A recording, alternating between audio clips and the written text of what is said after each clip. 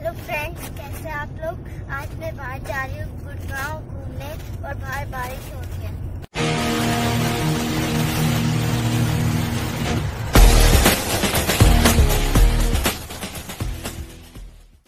ये देखो, यहाँ पे अलग अलग तरह के स्टोन्स हैं और इसके पीछे स्विमिंग पूल भी है।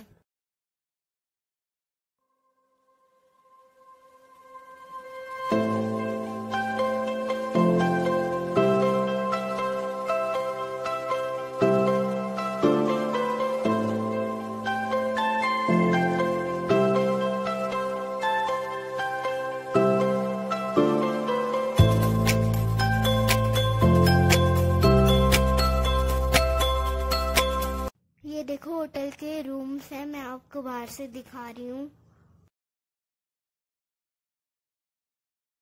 ये देखो कितना प्यारा व्यू है।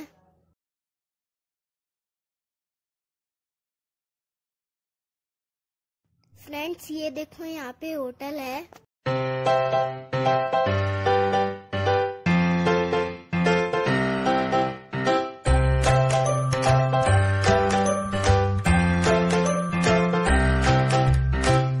ये देखो कितना सुंदर होटल है, ऊपर छत भी देखो इसकी।